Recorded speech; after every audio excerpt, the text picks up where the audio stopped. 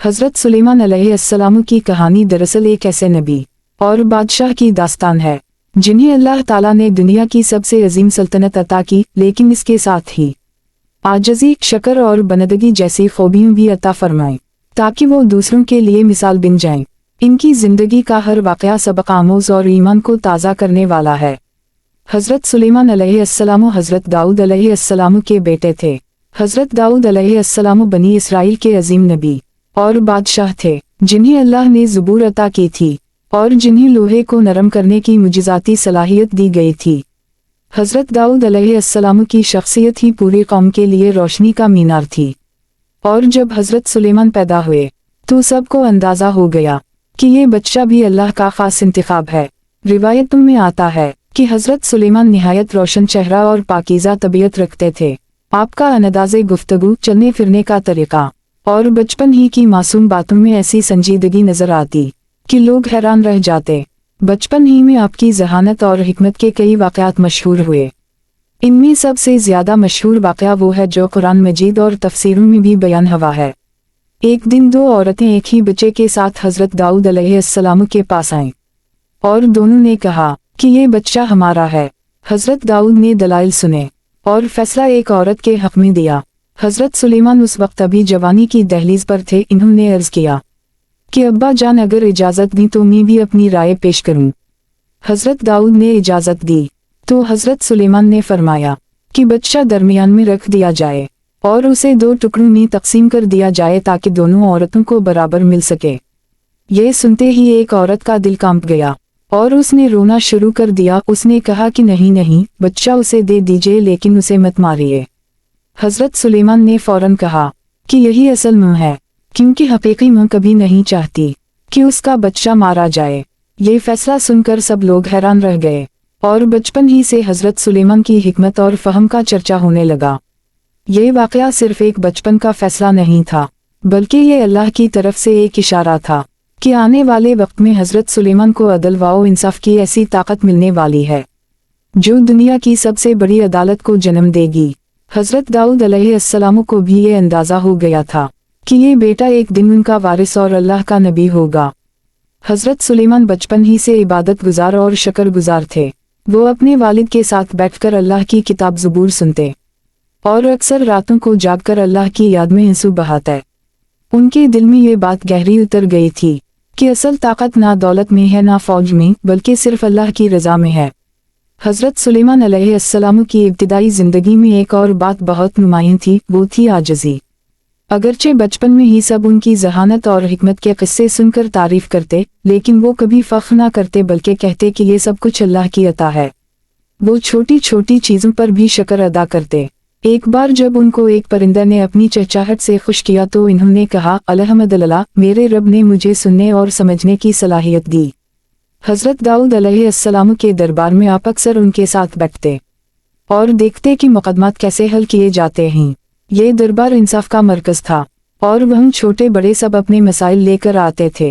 हज़रत सुलेमान बहुत गौर से सुनते और उनकी आँखों में हर वक्त सीखने की तरफ नज़र आती। जब भी कोई फैसला सुनाया जाता तो वो दिल ही दिल में सोचते कि अगर वो होते तो कैसे फैसला करते। यही तरबियत आगे चलकर उनकी शख्सियत को मुकम्मल निखारने का ज़रिया बनी। एक दिन एक बूढ़ा शख्स आया और शिकायत की कि उसका पड़ोसी इसकी ज़मीन में से पानी का रास्ता काट रहा है। हज़रत दाऊद अलैहिस्सलाम ने फैसला सुनाया, लेकिन हज़रत सुलेमान ने नरम लहजे में कहा कि अगर इजाज़त हो तो ज़मीन को मापकर और पानी का बहाव देखकर फैसला करना चाहिए ताकि दोनों के हुकूक महफूज रहें। हज़रत दाऊद अलैहिस्सलाम ने ये राय सुनी तो मुस्कुरा कर कहा कि मेरे बेटे, अल्लाह ने तुम्हें वाकई हिकमत अता की है। ये सब वाक़यात हज़रत सुलेमान की इब्तिदाई ज़िंदगी को वाज़ेह करते हैं कि अल्लाह ने बचपन ही से इन्हें नबूवत के लिए तैयार कर रखा था। जब भी कोई शख्स आपको देखता तो कहता कि ये बच्चा आम बच्चों जैसा नहीं है, बल्कि इसके अंदर अल्लाह की हिकमत का नूर झलकता है। आपके वालिद भी अक्सर कहते कि सुलेमान मेरा वारिस है और वो एक दिन ना सिर्फ बादशाह बनेगा बल्कि अल्लाह का नबी भी होगा। हज़रत सुलेमान की ज़िंदगी के इब्तिदाई हालात जो उनके बचपन और इब्तिदाई हिकमत पर मुश्तमिल हैं, ये वो वक्त था जब अल्लाह ने उनके दिल में इल्म, अदल, आजिज़ी और शुक्रगुजारी की बुनियाद डाल दी थी। यही बुनियाद आगे चलकर उनकी पूरी जिंदगी का मरकज बनी। जब हज़रत दाऊद अलैहिस्सलाम का इंतकाल हुआ और अल्लाह ताला ने हज़रत सुलेमान को न सिर्फ नबुवत अता की बल्कि एक ऐसी अजीम बादशाहत भी दी जो दुनिया की सबसे बड़ी और सबसे मुनज़्ज़म सल्तनत थी। अल्लाह ने हज़रत सुलेमान को ख़ास मुजज़्ज़ात और बेमिसाल ताकतें अता कीं, लेकिन इसके साथ आजिज़ी और शक्र की सिफत भी उनमें हमेशा मौजूद रही। हज़रत दाऊद अलैहिस्सलाम के इंतकाल के बाद जब हज़रत सुलेमान अलैहिस्सलाम तख्त नशीन हुए तो बनी इसराइल के लोगों के दिल में ये सवाल था कि आया एक नौजवान इतनी बड़ी सल्तनत संभाल सकेगा या नहीं। लेकिन जब हज़रत सुलेमान ने अदल व इंसाफ के साथ पहले ही दिन से फैसले करने शुरू किए तो सबको यकीन हो गया कि ये नौजवान अल्लाह की तरफ से मुंतखब किया गया है और ये वाकई उनके नबी और बादशाह हैं। उनकी हिकमत, नरम लहजा और अल्लाह पर कामिल भरोसा सब पर वाज़ेह हो गया। अल्लाह ताला ने हज़रत सुलेमान को वो खुसूसियात अता फरमाई जो किसी और बादशाह या नबी को एक साथ अता नहीं की गईं। सबसे बड़ी खुसूसियत थी कि हुआ आपके काबू में थी। जब आप कहीं जाना चाहते तो हुक्म देते और हुआ चल पड़ती, कभी नरम और कभी तेज, आपको और आपकी फौज को दूर दराज के इलाकों तक पहुंचा देती। ये सफ़र इतने कम वक्त में मुकम्मल हो जाते कि दूसरे लोग महीनों में भी ना पहुंच पाते। कुरान में आता है कि सुबह का सफ़र 1 महीने की मसाफत के बराबर और शाम का सफ़र भी 1 महीने के बराबर होता था। ये अल्लाह की वो ख़ास नेमत थी जिसने हज़रत सुलेमान को दुनिया के कोने कोने तक अपनी दावत और अदल फैलाने में आसानी दी। अल्लाह ने जन्नत को भी आपके मातहत कर दिया था। वो जन्नत जो आम इंसानों को नुकसान पहुंचाते या नाफरमानी करते थे, सब हज़रत सुलेमान के हुक्म के सामने झुक गए। ये जन्नत आपके लिए बड़े बड़े महलात बनाते, किले तामीर करते, दरिया में गोता लगाकर खजाना निकालते और तरह तरह के कारीगरी के काम करते।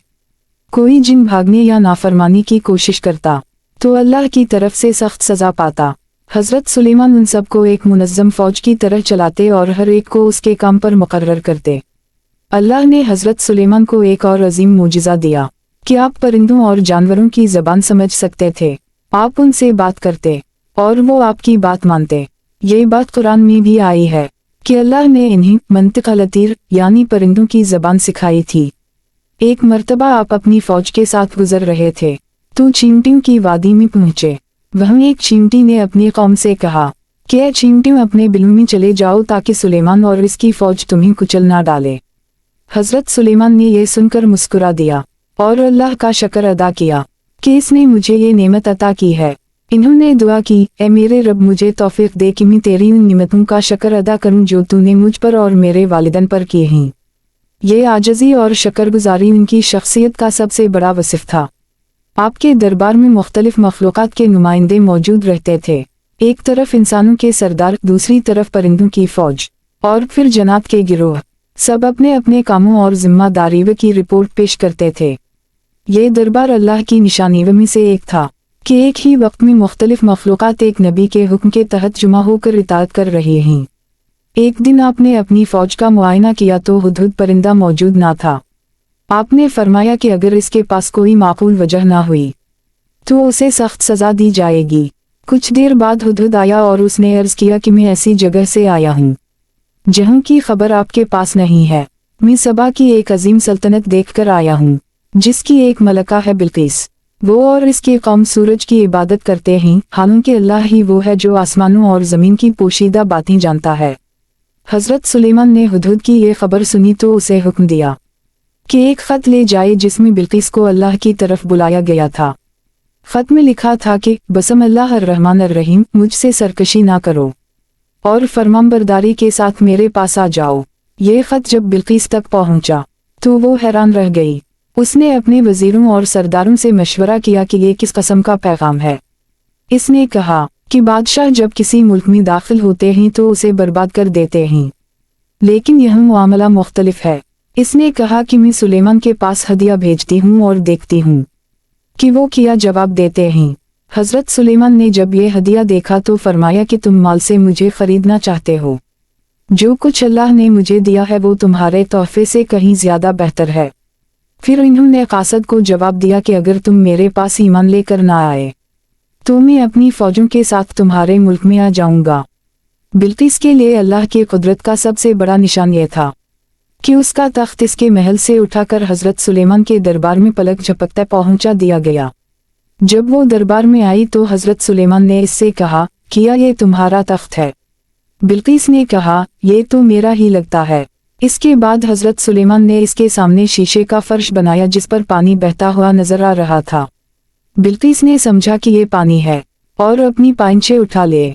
हजरत सुलेमान ने कहा, ये शीशे का फर्श है। ये सब देखकर बिल्किस पर अल्लाह की कुदरत वाज़ेह हो गई और उसने कहा, मैं सुलेमान के साथ मिलकर अल्लाह रब्बुल आलमीन के आगे झुक गई। यूं एक अजीम सल्तनत इस्लाम के दायरे में आ गई। ये सब मुजज़ात और हिकमत के वाक़यात इस बात की दलील हैं कि हजरत सुलेमान को अल्लाह ने वो बादशाहत दी जो किसी और को नहीं दी गई, लेकिन इसके बावजूद वो हमेशा आजिज़ और शुक्रगुजार बंदे रहे।